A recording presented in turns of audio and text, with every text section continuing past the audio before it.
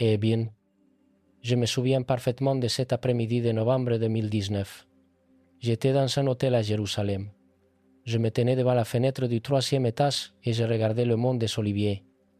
Alors que le soleil commençait à se coucher, quelque chose flottait dans l'air. Je ne saurais l'expliquer exactement. Une tension, une lourdeur, comme si la ville elle-même attendait quelque chose. J'avais avec moi un manuscrit ancien qu'un rabbin m'avait remis 3 jours plus tôt avec un seul avertissement: lis-le quand tu seras seul. Puis décide si tu dois en parler. Je suis J. Benitez, journaliste. J'ai visité plus de 100 pays. J'ai étudié des archives militaires déclassifiées. J'ai interviewé des généraux, des archéologues et des théologiens qui ne diraient jamais publiquement ce qu'ils m'ont confié en privé. Et après 50 ans à étudier l'inexplicable, le spirituel, ce que la majorité préfère ignorer, je pensais que plus rien ne me surprendrait. Je me trompais. Eh bien, ce que je vais te raconter aujourd'hui n'est pas une théorie, n'est pas une spéculation mystique, ni une interprétation forcée de textes anciens. C'est quelque chose que j'ai découvert en plongeant dans les documents, en reliant les modèles, en écoutant des témoignages que personne d'autre n'a entendus. Et je t'avertis, si tu décides de rester jusqu'à la fin, ton regard sur l'avenir de cette planète changera pour toujours, parce que Jésus n'a pas seulement parlé de la tribulation. Il nous a dit exactement où l'on peut survivre.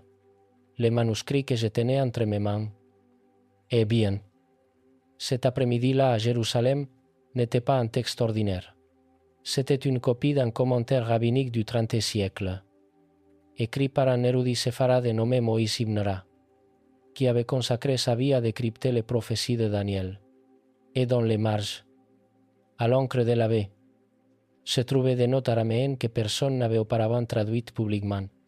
C'est alors que le rabbin qui me l'a remis, un homme de presque 80 ans, aux yeux fatigués mais pénétrants, m'a dit quelque chose qui résonne encore aujourd'hui dans ma tête: Benite.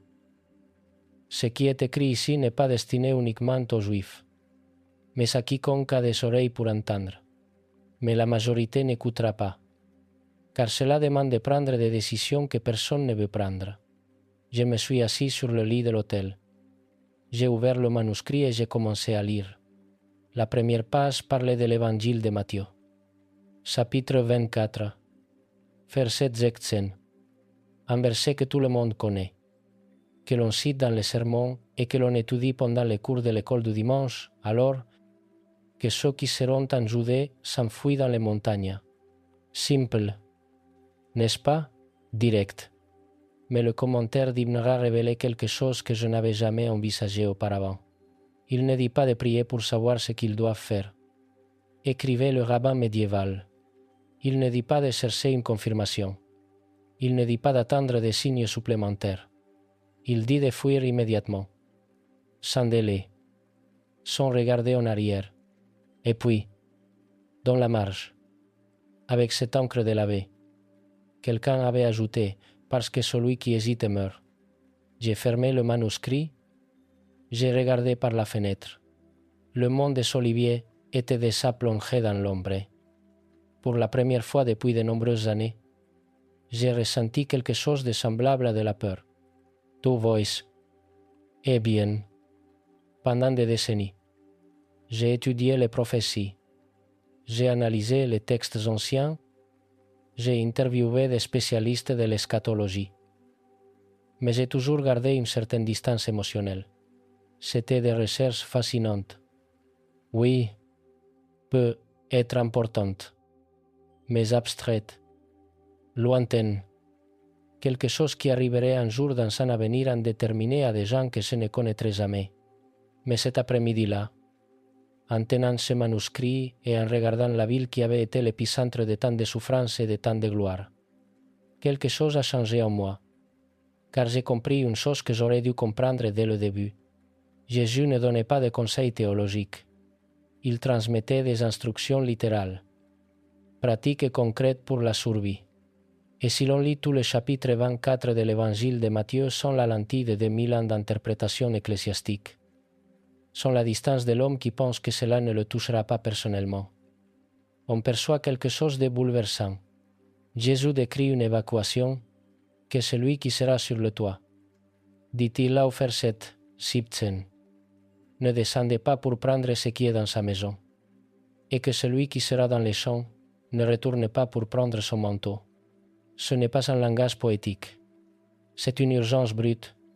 Si tu es sur le toit de ta maison, ne descends même pas pour prendre des documents, de l'argent ou des médicaments. Si tu travailles dans le champ, ne retourne pas, laisse tout, cours.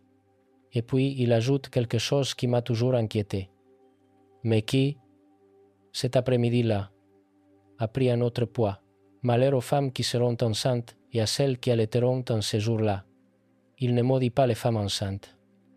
Il exprime de la compassion, car fuir en étant enceinte est infiniment plus difficile.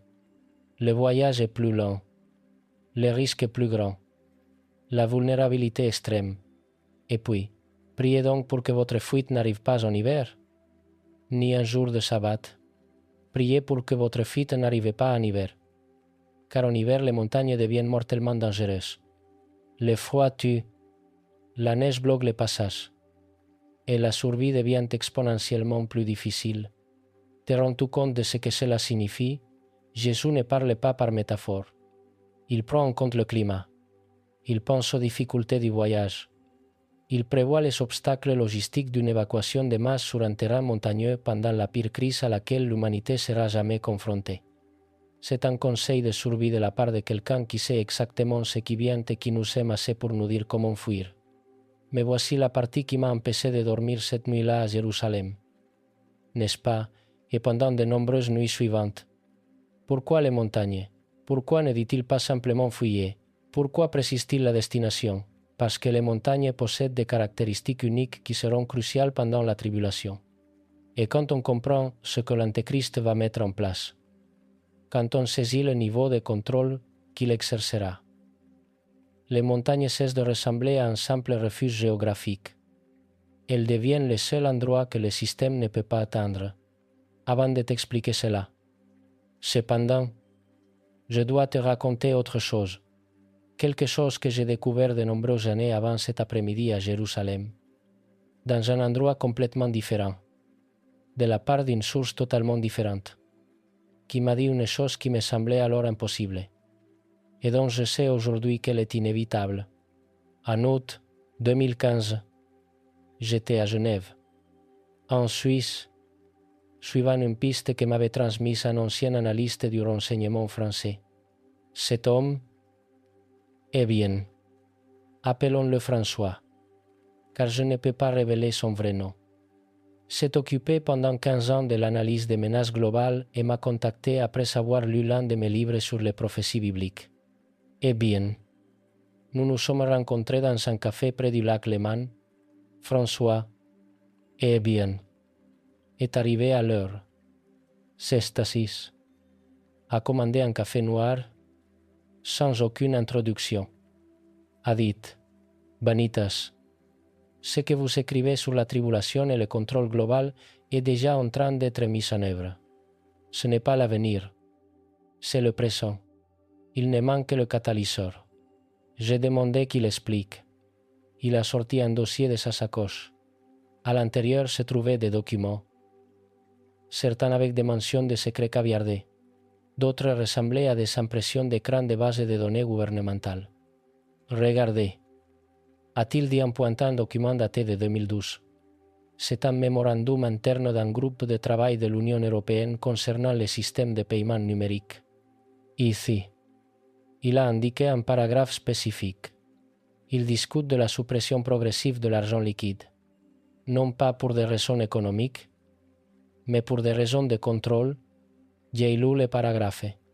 Il parlait de la traçabilité totale des transactions, de la prévention des activités illégales, de l'intégration avec les systèmes d'identité biométrique.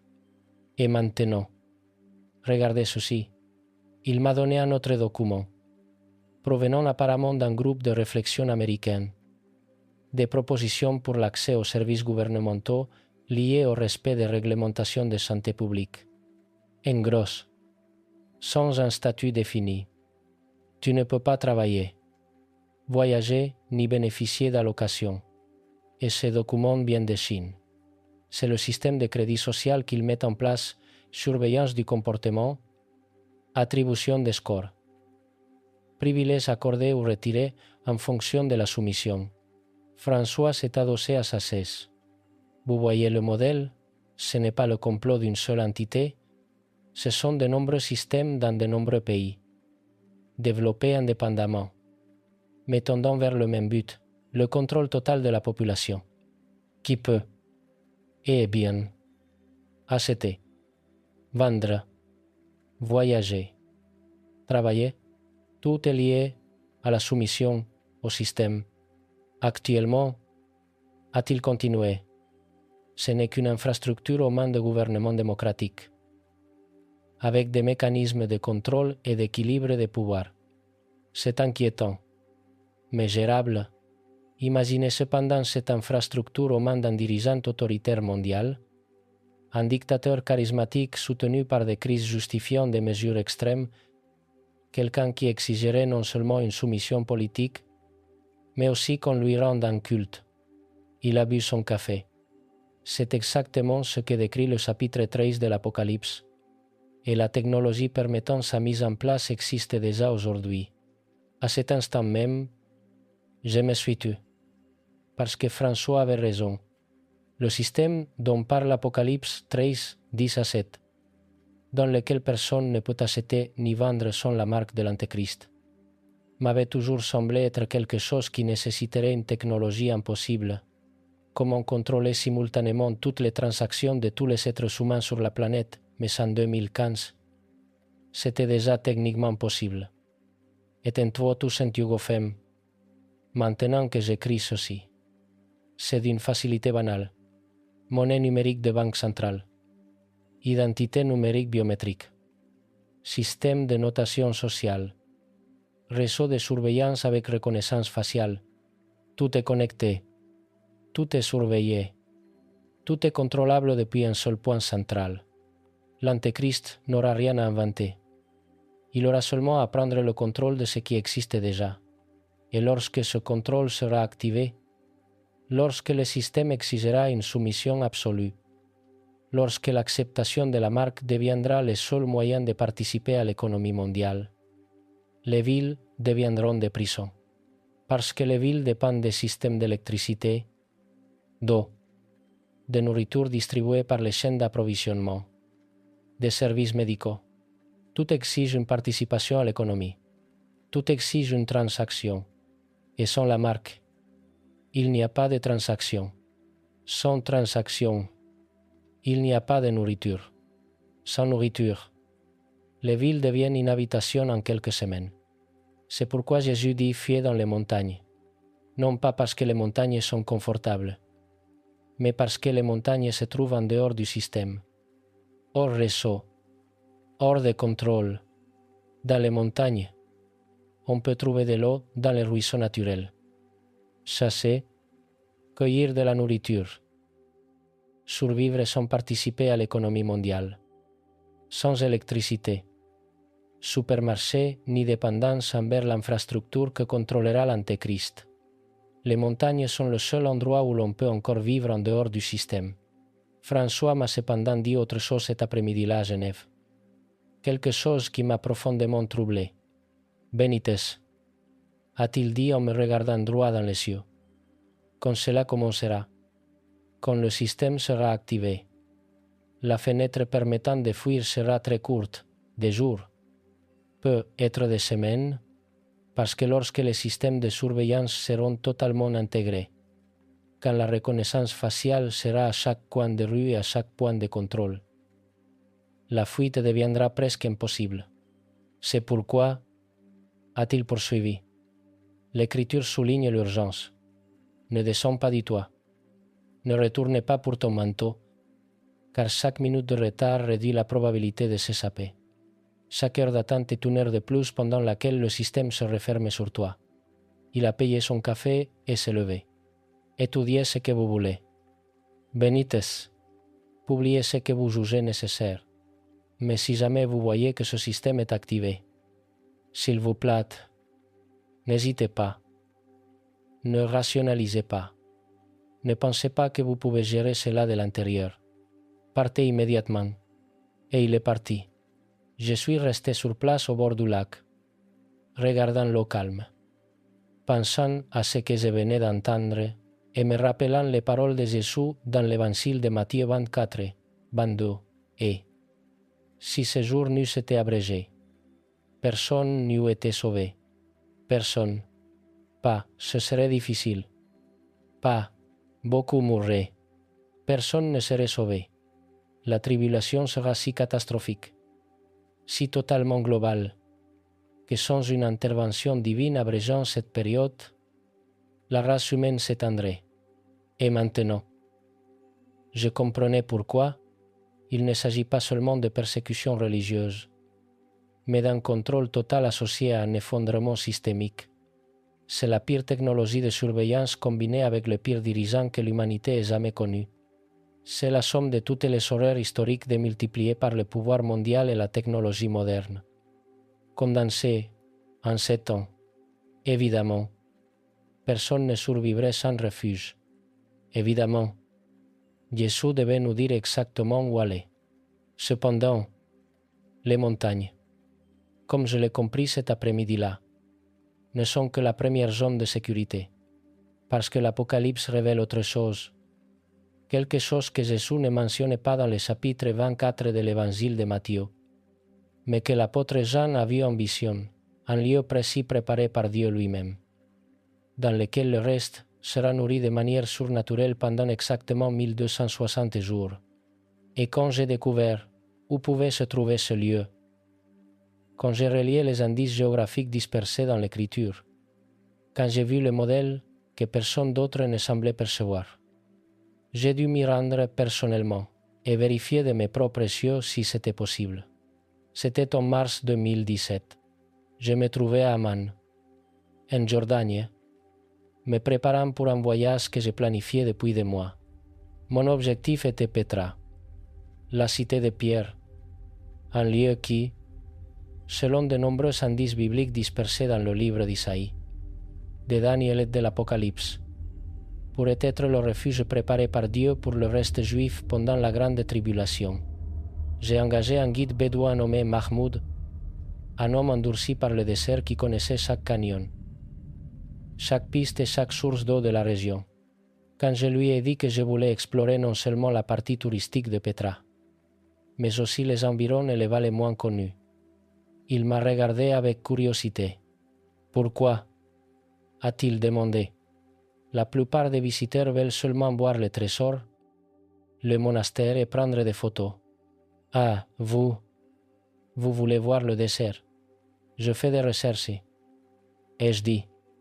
Je dois comprendre la géographie, la topographie, les sources d'eau et les voies d'accès. Il a haussé les épaules. Comme vous voulez, mais je vous préviens. C'est une terre difficile. Belle, mais difficile. Nous sommes partis d'Amman à l'aube. Le voyage jusqu'à Petra prend en temps normal environ 3 heures.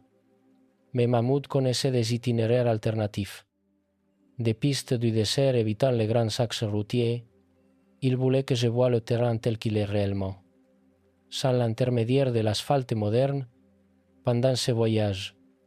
Alors que le Toyota Land Cruiser bondissait sur le sable et les rochers, Mahmoud me racontait des histoires. Vous savez, a-t-il dit, mon grand-père était un vrai bédouin, pas comme ceux qui vivent en ville. Il me disait que cette terre a une mémoire, qu'il existe des endroits où l'on peut ressentir le poids de ce qui s'est passé et de ce qui va se passer. Et Petra? Ai-je demandé. Petra, a-t-il dit avec un sourire étrange, c'est un lieu d'attente. Elle l'a toujours été. Une cité de caravane, un point de passage, un refuge temporaire. Et mon grand-père disait qu'un jour, quand le monde deviendra fou, elle redeviendra un refuge. Je ne sais pas si Mahmoud savait quoi que ce soit des prophéties bibliques. Je ne sais pas s'il avait jamais lu le chapitre 12 de l'Apocalypse. mais ces paroles résonnaient avec ce que j'étudiais depuis de nombreuses années. Nous sommes arrivés à Petra à midi. La chaleur était brutale, mais quelque chose flottait dans l'air. Quelque chose de difficile à décrire, un calme, un sentiment de protection. Nous sommes entrés par le SIC, un défilé rocheux étroit qui est la seule entrée principale de la ville.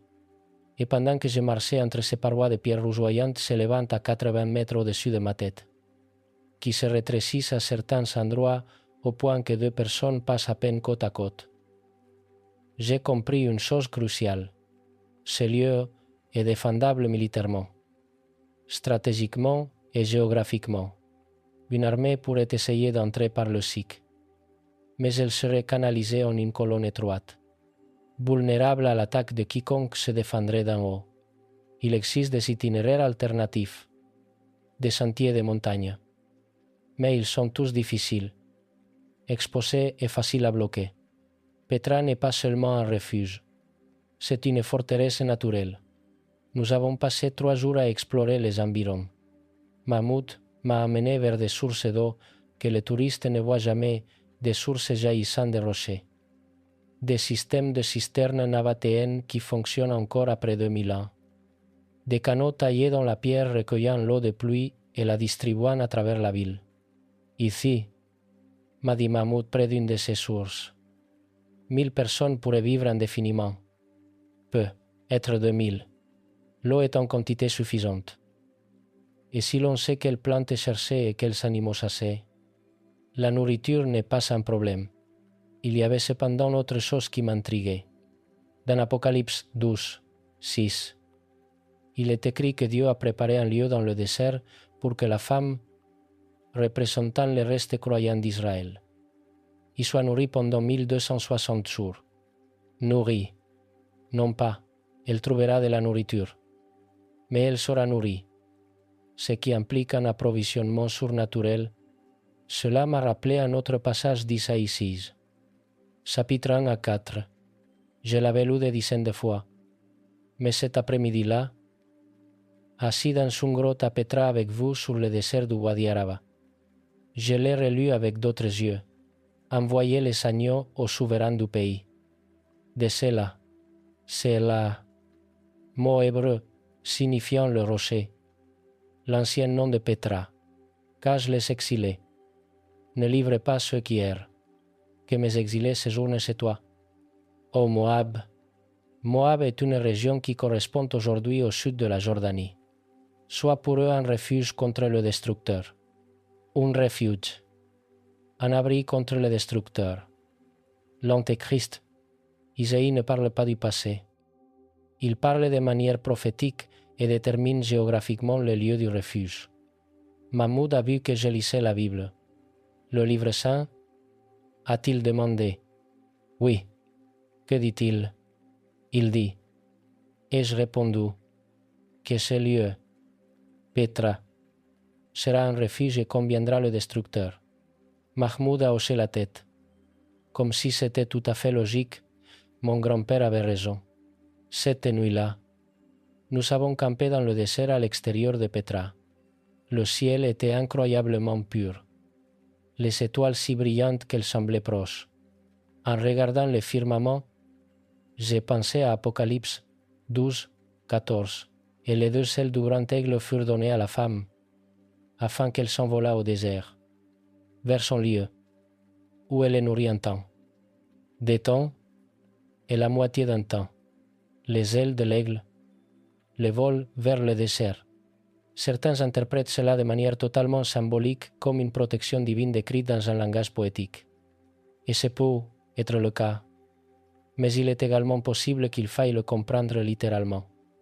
Que Dieu fournira un transport surnaturel, que la fuite se déroulera d'une manière qui échappe aux explications naturelles. Après tout, Dieu l'a déjà fait par le passé. Quand Israël était pris au piège entre l'armée du Pharaon et la mer Rouge, Dieu a fendu les eaux.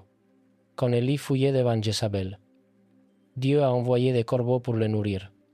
Quand Philippe évangélisait l'Éthiopien, l'Esprit l'a transporté physiquement dans un autre lieu. L'intervention surnaturelle en temps de crise n'est pas une exception dans l'Écriture. C'est un modèle. Et le chapitre 12 de l'Apocalypse décrit exactement cela, une fuite qui semble impossible, un approvisionnement qui échappe à la logique, une protection qui ne peut provenir que de Dieu. Mais voici ce qui m'empêchait de dormir cette nuit-là dans le désert. Tout le monde n'atteindra pas le refuge. Apocalypse 12, 17. Immédiatement après avoir décrit la femme dans le désert, nous lisons « Et le dragon fut irrité contre la femme, et il s'en alla faire la guerre au reste de sa postérité, à ceux qui gardent les commandements de Dieu et qui ont le témoignage de Jésus-Christ. Le reste, ceux qui ne sont pas arrivés dans le désert, ceux qui sont restés, ceux qui se trouvent sur le territoire contrôlé par l'Antéchrist, qu'adviendra-t-il d'eux? Cette question me tourmentait, car si le désert est un lieu sûr, si les montagnes constituent une zone de refuge, cela signifie que ceux qui ne parviennent pas à fuir sont condamnés. Et c'est précisément là que j'ai découvert la troisième zone de sécurité, la plus inattendue, la plus difficile à accepter, mais peut être aussi la plus glorieuse. Je suis rentré de Jordanie en Espagne en avril 2017. Pendant de nombreuses semaines, je n'ai pas pu m'empêcher de penser à cette question. Qu'arrive-t-il aux croyants qui ne parviennent pas à fuir? Je me suis enfermé dans mon cabinet. J'ai relu toute l'Apocalypse et c'est alors que j'ai vu quelque chose que j'avais négligé pendant des années. Apocalypse 13, 7. Et il lui fut donné de faire la guerre aux saints et de les vaincre. De les vaincre. Dans le contexte de l'Antéchrist. Vaincre signifie tuer, faire un martyr. Puis, cependant, je suis arrivé à Apocalypse 13, 10. Si quelqu'un emmène en captivité, il ira en captivité. Si quelqu'un tue par l'épée, il faut qu'il soit tué par l'épée. C'est ici la persévérance et la foi des saints. La persévérance et la foi des saints. Non pas leur fuite, mais leur persévérance, leur foi. Et puis Apocalypse 14. C'est ici la persévérance des saints, de ceux qui gardent les commandements de Dieu et la foi de Jésus. Et j'entendis du ciel une voix qui disait, écrit, heureux dès à présent les morts qui meurent dans le Seigneur. Les morts heureux. À partir de ce moment de la tribulation, ceux qui meurent dans le Seigneur sont appelés heureux, invaincus, non abandonnés, heureux. Et le mot heureux est le même mot que Jésus utilise dans les béatitudes, signifiant béni et comblé de grâce, se trouvant dans un état de grâce. J'ai fermé la Bible. J'ai regardé par la fenêtre de mon cabinet les montagnes cantabriques visibles au loin, et j'ai compris quelque chose qui a complètement changé mon regard sur la tribulation. Le but n'est pas exclusivement la survie. Le but est de rester fidèle. Dieu offre différentes voies de fidélité à différentes personnes dans différentes circonstances. Certains resteront fidèles en fuyant dans les montagnes. Certains resteront fidèles en étant maintenus de manière surnaturelle dans le désert. Et certains resteront fidèles en mourant avant d'accepter la marque. Les trois groupes sont protégés, mais de manière différente. Les deux premiers groupes sont protégés physiquement. Le troisième est protégé spirituellement et reçoit quelque chose que les deux autres devront attendre, l'entrée immédiate dans la présence du Christ. Car Apocalypse 14, 13 continue, oui, dit l'Esprit, afin qu'ils se reposent de leurs travaux, car leurs œuvres les suivaient, un repos immédiat, des œuvres qui les accompagnaient, une récompense éternelle. Et puis Apocalypse 15, versets 2 à 3, et je vis comme une mer de verre, mêlée de feu, et ceux qui avaient vaincu la bête, et son image, et sa marque, et le nombre de son nom, debout sur la mer de verre, ayant des harpes de Dieu, et ils chantent le cantique de Moïse, le serviteur de Dieu, et le cantique de l'agneau. La victoire sur la bête s'obtient non pas en la fuyant, mais en lui résistant, en restant sa marque et en restant fidèle jusqu'à la mort. À leur récompense est de se tenir devant Dieu et de chanter victorieusement. Mais voici ce qui m'a bouleversé quand j'ai compris cela. La troisième zone de sécurité n'est pas un lieu. C'est une personne, le Christ lui-même, pour ceux qui ne peuvent pas fuir physiquement, qui se retrouvent piégés dans les villes contrôlées par l'Antéchrist, qui font face au choix entre la marque et la mort. Le Christ devient leur refuge, non pas un refuge géographique, mais un refuge éternel. Et ce refuge est inviolable. L'Antéchrist peut tuer le corps, mais il ne peut pas toucher l'âme. Il ne peut arracher personne de la main du Christ. Il ne peut annuler le salut éternel. Jésus lui-même l'a dit dans l'Évangile de Jean 10, 28 à 29, « Et je leur donne la vie éternelle, et elles ne périront jamais. Et personne ne les ravira de ma main. Mon Père, qui me les a donnés, est plus grand que tous, et personne ne peut les ravir de la main de mon Père. Personne, pas même l'Antéchrist au sommet de sa puissance. » J'ai pensé à cela pendant de nombreuses semaines et je me suis rappelé une histoire qu'on m'avait racontée de nombreuses années plus tôt lors de recherches complètement différentes. C'était en 2008. Je me trouvais à Arzim, étudiant les archives du Vatican pour un livre sur le premier siècle du christianisme. Un jésuite, spécialiste de l'histoire de l'Église primitive, m'a parlé des martyrs chrétiens à l'époque de Dioclétien. Ce fut la dernière grande persécution, m'a-t-il dit, avant que Constantin ne légalise le christianisme. Dioclétien a tenté d'éradiquer complètement la foi chrétienne. Il brûlait les églises, confisquait les écrits, exécutait les sentences de mort sur les évêques, les prêtres et les diacres, tout en offrant une issue simple. Fait un sacrifice à l'empereur, juste un geste, juste une pincée d'encens sur l'autel. Et tu pourras vivre. Beaucoup l'ont fait. A-t-il poursuivi? On ne peut pas les juger. La peur est réelle. La torture est insupportable. Mais beaucoup d'autres, des milliers, des dizaines de milliers, ont refusé et ont été exécutés. Et savez-vous ce qui est extraordinaire? A-t-il demandé. Les témoignages de ceux qui ont vu leur mort. Ils disaient que sur leur visage régnait la paix, qu'ils sentaient quand on les menait dans l'arène, qu'ils pardonnaient à leur bourreau, comme s'ils voyaient quelque chose que personne d'autre ne pouvait voir. Qu'ont-ils vu? Ai-je demandé. Le Christ. A-t-il répondu. Ils voyaient simplement le Christ qui les attendait. Comparé à cette vision, la mort devenait insignifiante. Je suis sorti de cette rencontre en pensant à Étienne, le premier de tous les martyrs chrétiens. Actes des Apôtres 7, versets 55 à 56. Mais Étienne, rempli du Saint-Esprit, et fixant les regards vers le ciel, vit la gloire de Dieu et Jésus debout à la droite de Dieu.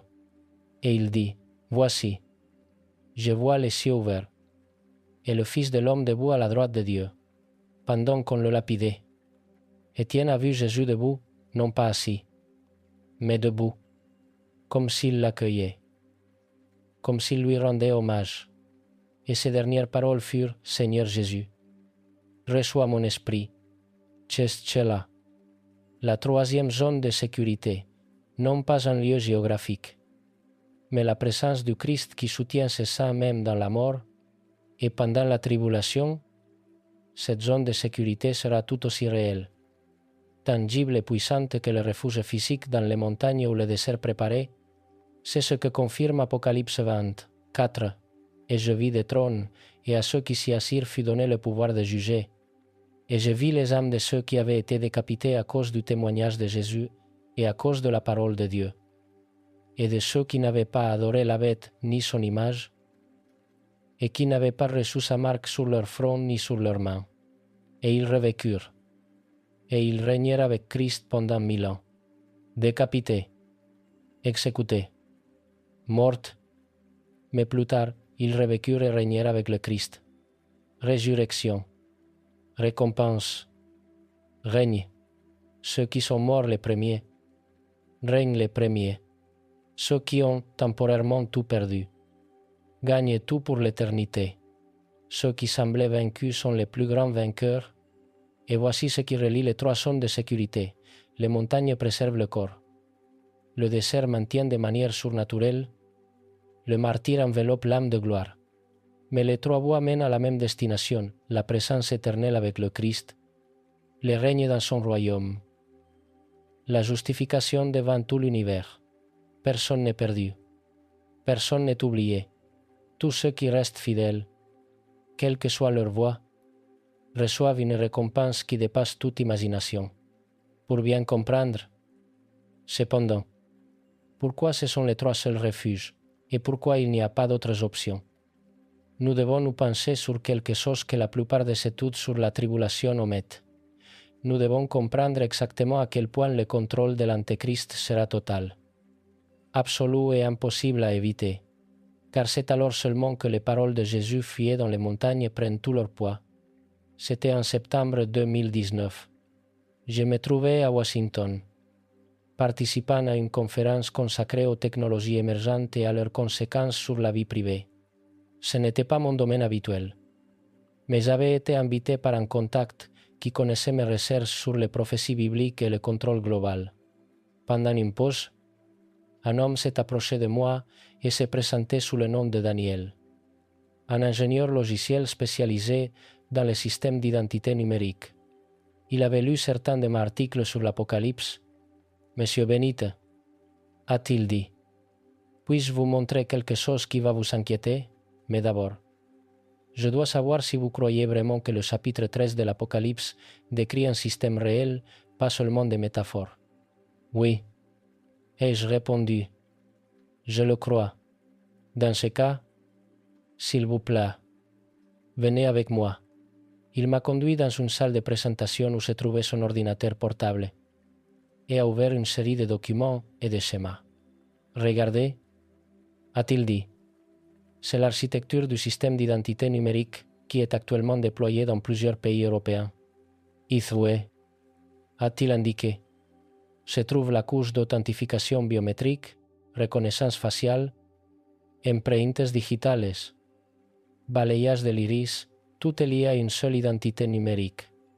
Et ici, a-t-il continué, se trouve l'intégration avec les systèmes de paiement. Votre identité numérique devient votre portefeuille. Vous n'avez besoin ni de carte ni d'argent liquide. Tout est numérique. Tout est traçable. Et ici, a-t-il montré sur un autre schéma, se trouve la couche d'autorisation. Avant que toute transaction ne soit finalisée, le système vérifie non seulement qui vous êtes, mais aussi si vous avez la permission d'effectuer cette transaction. Une permission basée sur quoi? Ai-je demandé? Sur ce que le système détermine. A-t-il répondu? Cela peut être votre solvabilité, votre statut juridique, votre respect des réglementations sanitaires. Cela peut être votre score de crédit social. Cela peut être n'importe quoi. Et maintenant, a-t-il dit en ouvrant un autre document, ce n'est qu'un seul pays, mais il existe des initiatives visant à créer une interopérabilité mondiale, un standard mondial d'identité numérique fonctionnant partout. Et quand il verra le jour, quand il sera pleinement déployé, nous aurons exactement ce que décrit le chapitre 13 de l'Apocalypse. J'ai lu à haute voix le verset auquel nous pensions tous les deux et qui faisait que tous, petits et grands, riches et pauvres, libres et esclaves, recevaient une marque sur leur main droite ou sur leur front, et que personne ne pouvait acheter ni vendre, sans savoir la marque de la bête ou le nombre de son nom. Exactement, a dit Daniel, vous n'avez pas besoin d'une marque physique. Bien qu'elle soit possible, il suffit d'un système où chaque transaction exige l'authentification de l'identité numérique et où l'authentification peut être refusée à volonté. Et quand le système sera totalement déployé, a-t-il continué, quand l'argent liquide aura été éliminé, quand toutes les transactions seront numériques, quand on ne pourra plus acheter de nourriture sans passer par le système. Alors celui qui contrôle le système contrôle littéralement qui vit et qui meurt. Il a fermé l'ordinateur portable. C'est pourquoi la fuite dans les montagnes a du sens. Parce que dans les montagnes, on peut encore vivre en dehors du système. On peut encore trouver de l'eau, de la nourriture et un abri sans avoir besoin de faire des transactions numériques, mais dans des villes totalement intégrées à l'infrastructure numérique, sans accès au système. Après quelques semaines, on est mort. Cette conversation m'a poursuivi pendant de longs mois, car Daniel avait raison. La technologie nécessaire pour mettre en œuvre le système de l'Antéchrist n'est pas futuriste. Elle ne requiert pas d'invention impossible. Elle existe déjà aujourd'hui et, ce qui est encore plus inquiétant, elle est adoptée volontairement au nom du confort, de la sécurité et de l'efficacité. Personne n'est forcé. Les gens acceptent ce système parce qu'il leur facilite la vie, paiement sans contact. Identité numérique, éliminant le besoin de posséder des documents physiques. Tout est intégré au téléphone, mais l'infrastructure qui permet cela est la même infrastructure qui, entre les mains de l'Antéchrist, devient l'outil d'un contrôle total. Apocalypse 13, 6 dit que la marque se trouvera sur la main droite ou sur le front. Pendant des années, les gens ont spéculé sur ce que cela signifiait, un tatouage, une pouce implantée. Un sceau visible peut être, mais cela peut aussi être quelque chose de plus simple, la biométrie. Ta main droite a des empreintes digitales uniques. Ton front et ton visage possèdent des caractéristiques uniques qui peuvent être scannées. Si le système exige une authentification biométrique pour chaque transaction, et que l'authentification est liée à un acte de loyauté envers l'Antéchrist, on obtient exactement ce que décrit l'Apocalypse.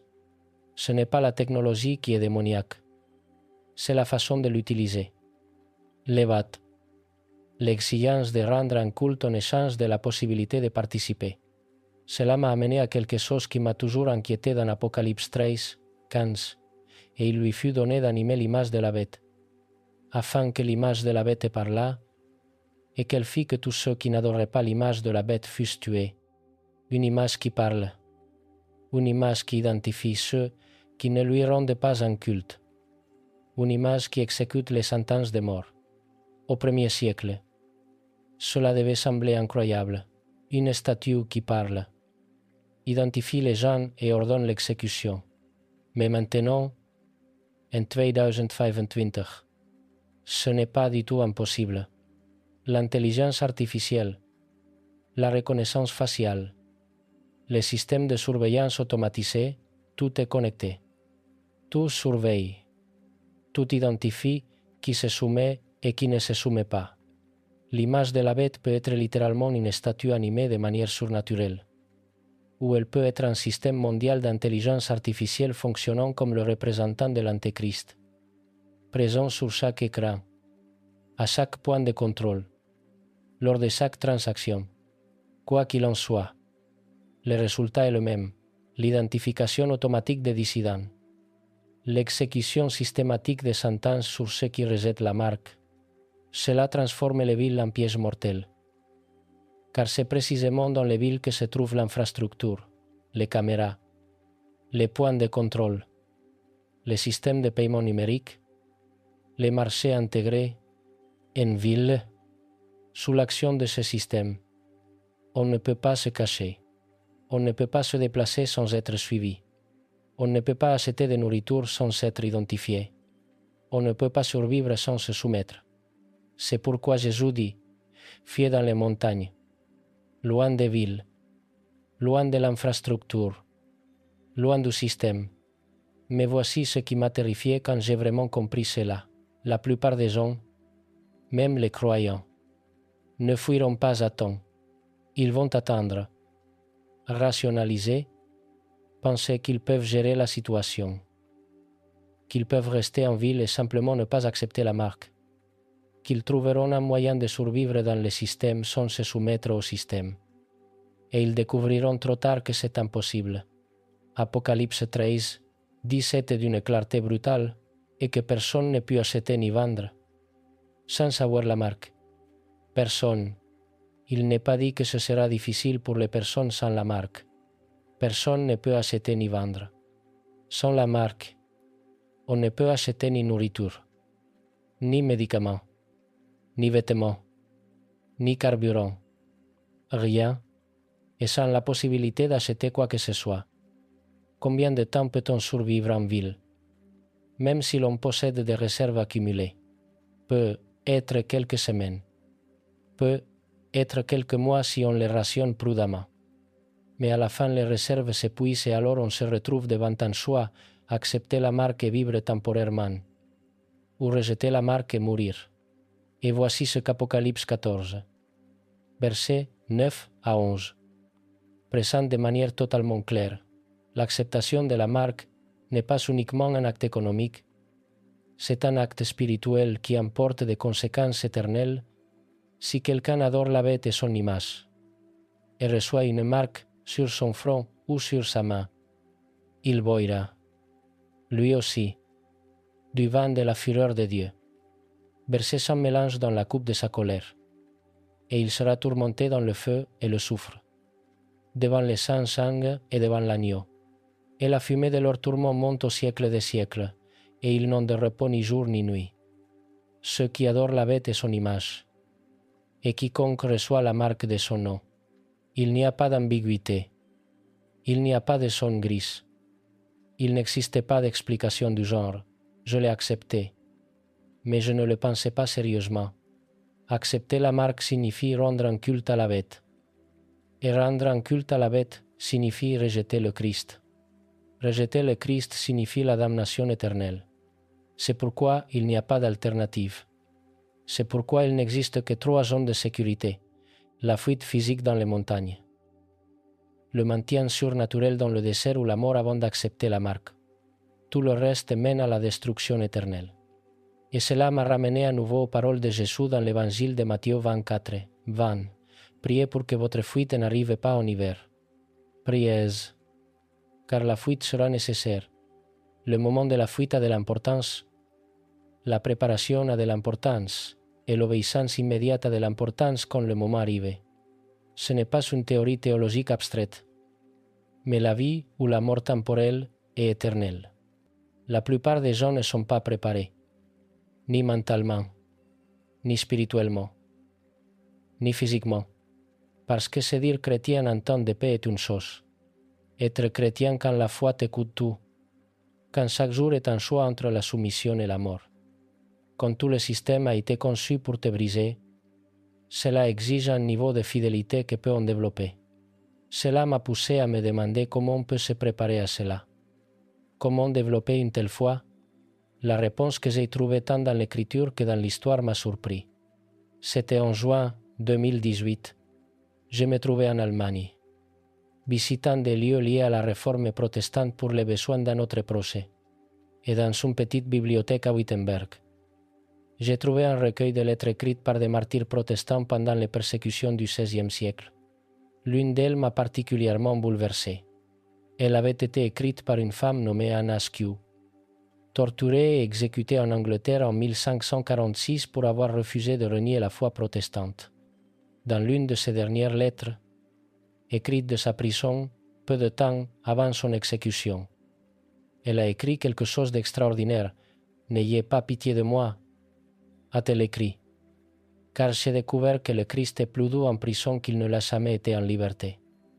Et la certitude de sa présence dans mes ténèbres est plus éclatante que n'importe quelle lumière que j'ai connue auparavant.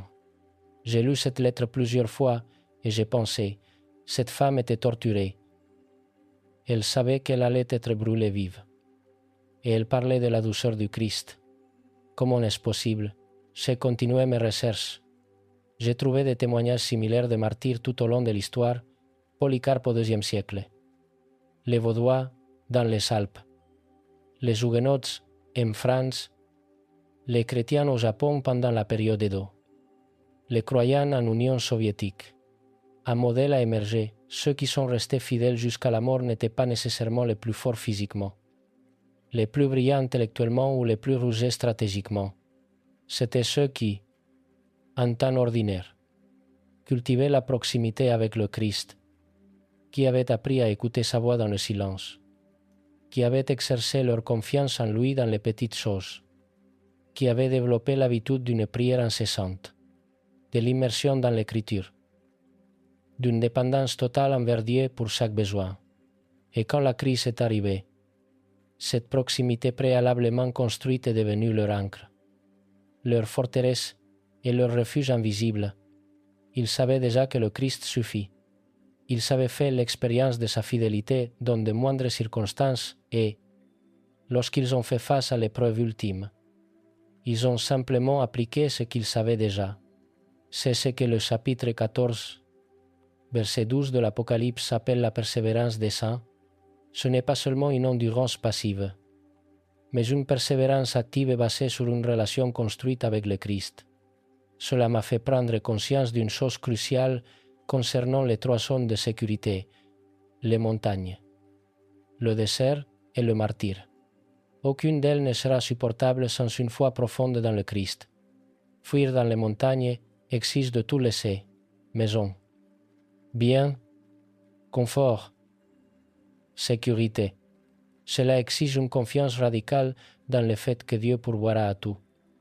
Alors qu'on ne voit aucune ressource, ce n'est pas quelque chose que l'on peut inventer en un instant.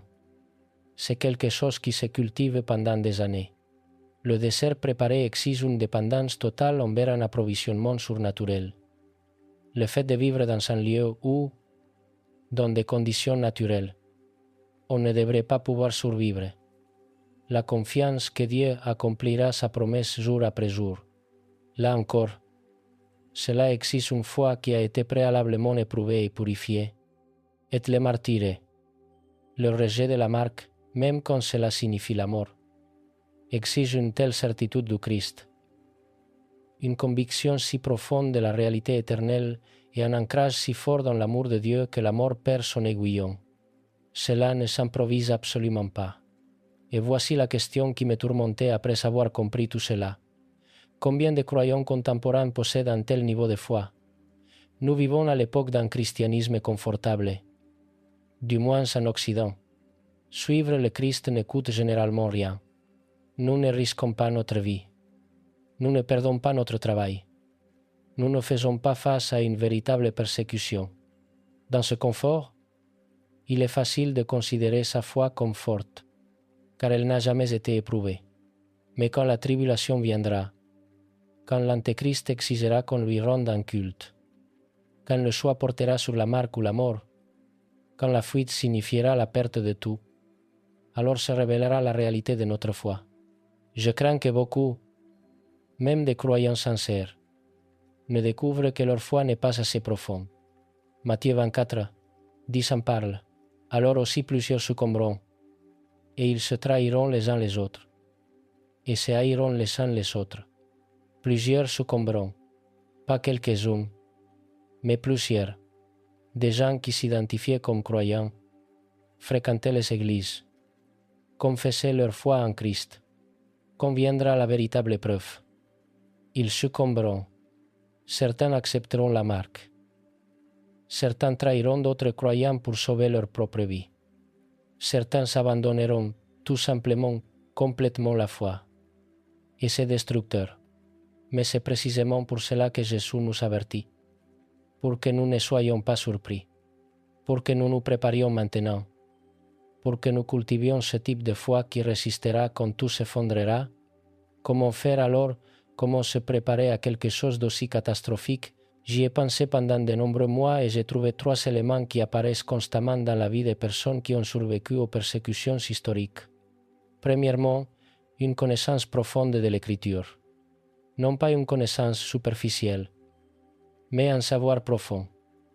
Des versets mémorisés. Des passages médités si longtemps qu'ils font partie de ton identité. Parce que quand tout le reste te sera retiré, quand tu n'auras plus accès à la Bible, quand tu seras seul dans une cellule ou caché dans une grotte, l'écriture que tu as assimilée deviendra ton encre. Les psaumes mémorisés en temps de paix deviendront ta prière en temps de terreur. Les promesses que tu étudiais en passant deviendront ton espérance quand tout semblera perdu. Deuxièmement, une communauté authentique avec d'autres croyants. Non pas une fréquentation superficielle de l'Église, mais des relations profondes où vous partagez les vrais combats, où vous priez sincèrement les uns pour les autres et où vous vous rendez mutuellement des comptes. Parce que, pendant les tribulations, la communauté sera indispensable.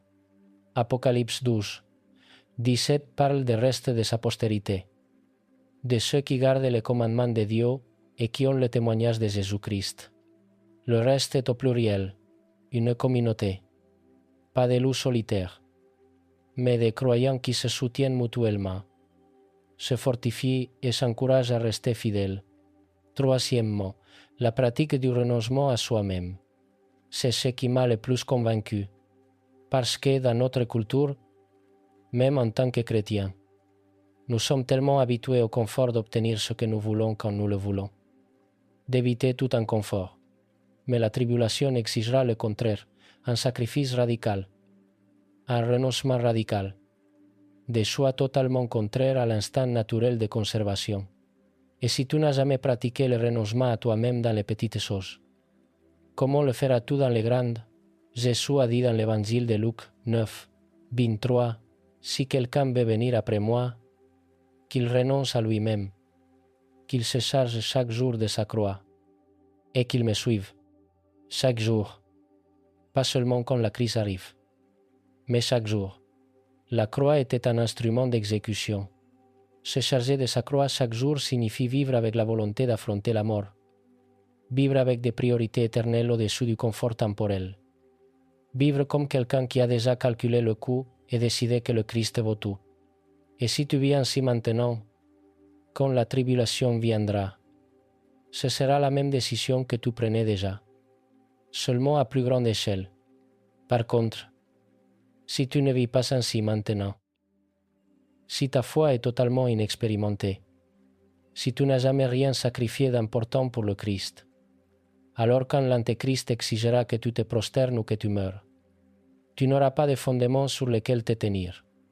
Et c'est cette réalité qui m'effraie, non pas pour moi-même, mais pour tous les croyants que je connais et qui ne sont absolument pas préparés à ce qui vient. Mais voici l'espérance, et elle est cruciale, il est encore temps. L'Antéchrist ne s'est pas encore manifesté. La tribulation n'a pas encore commencé. La marque n'a pas encore été introduite. Il est encore temps de cultiver une foi profonde, de mémoriser l'Écriture, de bâtir une communauté authentique et de pratiquer le renoncement à soi-même. Il est encore temps pour la préparation. Mais cette fenêtre ne restera pas ouverte indéfiniment.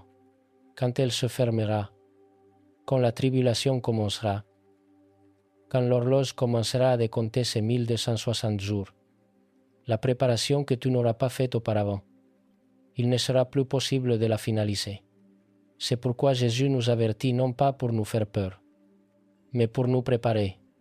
Cela me mène au cœur de tout ce que j'ai étudié pendant des décennies, au cœur des 3 zones de sécurité et au cœur de la raison pour laquelle tout cela a de l'importance. Parce que ces avertissements, ces refuges et ces instructions ne sont pas la fin de l'histoire. Ils sont la voie qui mène à la fin. Et la fin est glorieuse, dépassant toute imagination.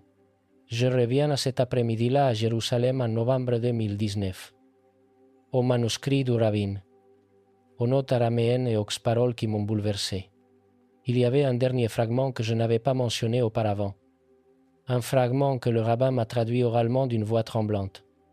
Il parlait de la fin des 1260 jours, de la fin du temps d'angoisse, du moment où toute la souffrance, toute la fuite et tout le martyre prennent enfin fin. Il citait Zacharie 14, 4. « Ses pieds se poseront en ce jour sur la montagne des Oliviers. » La montagne que je regardais depuis la fenêtre de l'hôtel, cette même montagne. Le rabbin m'a dit, « Benitez, toute l'histoire converge ici. Toute la souffrance de la tribulation, tout le contrôle de l'Antéchrist, tout le système qui semble invincible, tout s'achève quand les pieds de Maschias toucheront cette montagne. » Puis il a ouvert sa propre Bible et a lu la suite du passage, et la montagne des Oliviers se fendra par le milieu, à l'Orient et à l'Occident. Et il s'y formera une très grande vallée, une moitié de la montagne reculera vers le septentrion, et une moitié vers le midi. Il a levé les yeux, littéralement, physiquement. La montagne se fendra et le monde entier saura qu'il est venu. Il m'a rendu le manuscrit. C'est pour cela que tout en valait la peine. C'est pour cela que ceux qui ont fui dans les montagnes ont persévéré. C'est pour cela que ceux qui ont été maintenus dans le désert sont restés fidèles. C'est pour cela que les martyrs ont rejeté la marque, parce qu'ils savaient qu'il viendrait. Et quand il vient, tout change. Cette conversation a résonné pendant des années dans ma tête et m'a poussé à étudier avec une intensité nouvelle les prophéties concernant le retour du Christ. Parce que voici ce que la plupart des enseignements sur la tribulation ne prennent pas en compte. La tribulation ne se termine pas par la destruction du monde et par des croyants qui se maintiennent à peine en vie. Elle se termine par le retour du Christ dans la gloire. La destruction immédiate de l'Antéchrist et l'établissement du royaume éternel. Apocalypse 19. 11 décrit cette scène, puis je vis le ciel ouvert. Et voici, parut un cheval blanc. Celui qui le montait s'appelle fidèle et véritable. Et il juge et combat avec justice. Fidèle et véritable. Ce même Christ qui avertissait ses disciples de la tribulation. Le même qui leur a dit où fuir. Le même qui a préparé leur refuge dans le désert. Le même qui a promis qu'il ne les abandonnerait jamais. Revient. Et quand il revient, il apporte la justice. Apocalypse 19. Versets 14 à 15. Les armées qui sont dans le ciel le suivaient sur des chevaux blancs, revêtus de fanlines blancs. De sa bouche sortait une épée aiguë, pour frapper les nations. Il les payera avec une verge de fer, et il foulera la cuve du vent de la colère et de la colère du Dieu Tout-Puissant. Les armées célestes, qui sont-elles, les saints qui sont morts auparavant, les martyrs de la tribulation qui sont déjà avec lui, les anges servant sous ses ordres, ensemble avec eux. Le Christ fait face à l'Antéchrist et aux armées du monde rassemblées à Armageddon. Mais ce n'est pas une bataille, c'est une exécution. Apocalypse 19, 20, et la bête fut prise, et avec elle le faux prophète, qui avait fait devant elle les prodiges par lesquels il avait séduit ceux qui avaient pris la marque de la bête et adoré son image. Ils furent tous les deux jetés vivants dans les temps de feu et de soufre. L'Antéchrist qui exigeait qu'on lui rende un culte. Les faux prophètes qui faisaient des signes et trompèrent, tous deux jetés directement dans les temps de feu. Sans jugement, sans procès, sans délai. Car leur destin a été fixé avant la fondation du monde.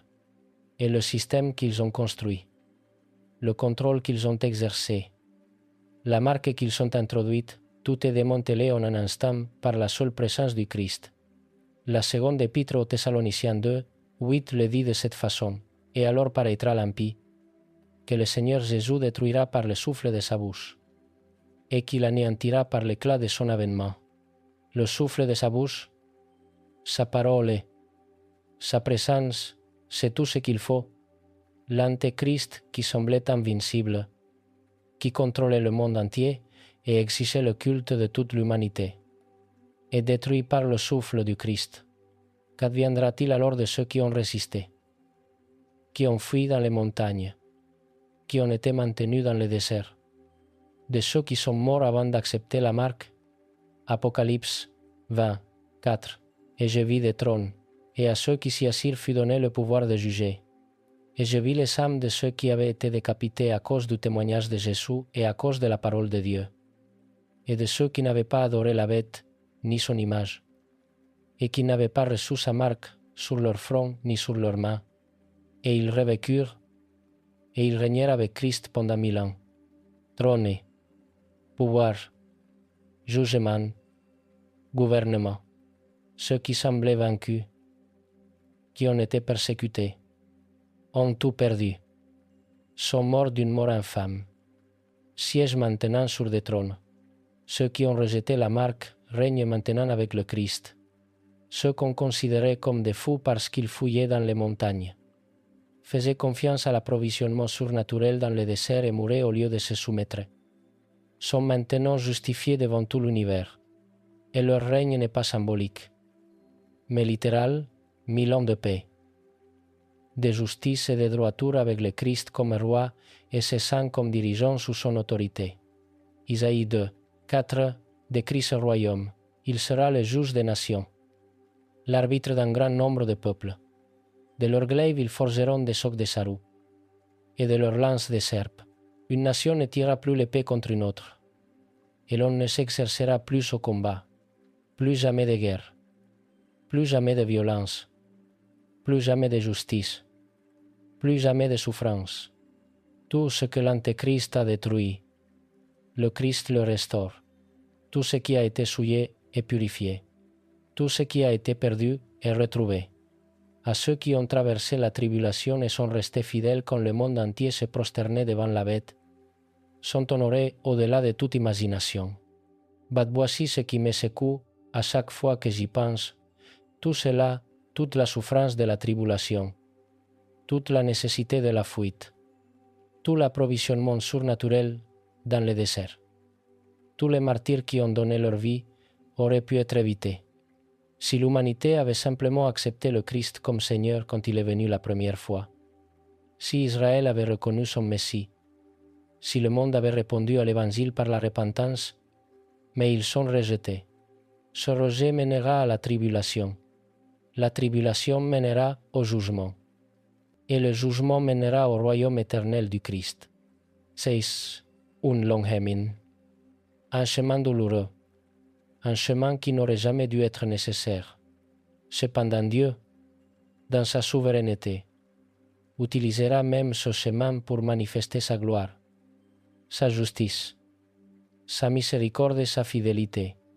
Et à la fin, quand tout aura été dit et accompli, quand 1000 ans se seront écoulés, quand le jugement dernier sera terminé, quand les nouveaux cieux et la nouvelle terre seront établis, ceux qui ont traversé la tribulation auront un témoignage unique. Apocalypse 21, 4 décrit cet état final. Il essuiera toute larme de leurs yeux. Et la mort ne sera plus. Il n'y aura plus ni deuil, ni cri, ni douleur. Car les premières choses ont disparu.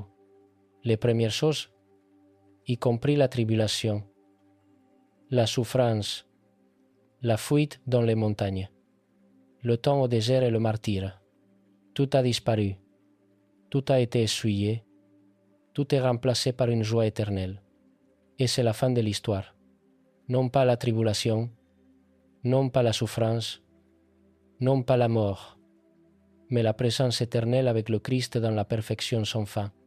Et c'est pourquoi, pour cette fin glorieuse, chaque souffrance temporelle en vaut la peine.